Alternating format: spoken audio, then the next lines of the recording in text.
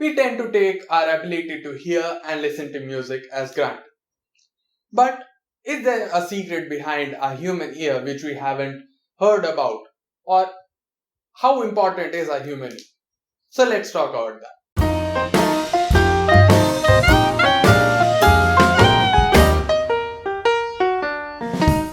Hello guys, my name is Alan Thomas Elder and welcome to Mr. Padaku.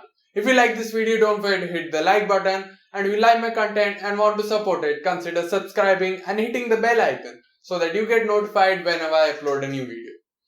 So today we are going to talk about the human ear. The human ear is such a great biological marvel.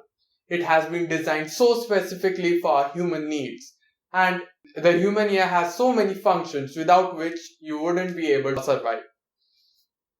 So let's talk about that. Our human ear consists of mainly three parts: the outer ear, the middle ear, the inner ear. So let's talk about each of them because each of them have their own vital functions. Okay, first, the outer ear. Whatever parts of the ear you see from the outside is called the outer ear. This part of the ear is called the pinna. It is like a whirlpool for sound. What happens is that when sound hits the pinna, the sound bounces around, forcing the sound to go through the auditory canal. So it is so intrinsically designed to maximize the amount of sound which goes into the auditory canal. Now talking about the auditory canal, it is a 1 to 3 centimeter long tunnel between the eardrum and the pinna, and this is curved to prevent any objects from damaging the eardrum when inserted into the ear. Now you know what is the auditory canal and what is the pinna. Now, what is the eardrum?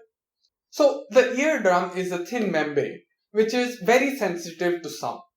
So whenever sound hits the eardrum, it starts to oscillate.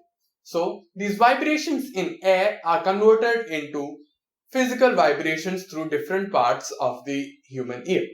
The sound is converted 2 times before it reaches to the human ear.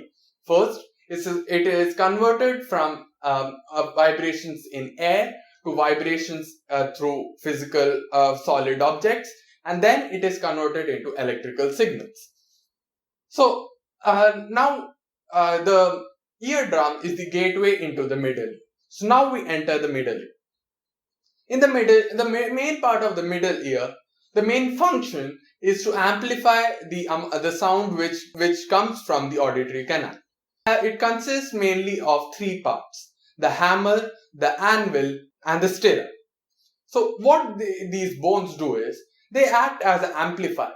One end is connected to the eardrum and the other end is connected to the oval window. So the oval window is the gateway to the inner ear, and the eardrum is the entry into the middle.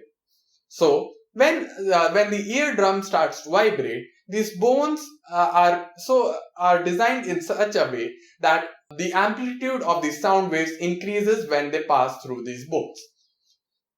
So it acts as a transformer for the sound which comes from the outer ear.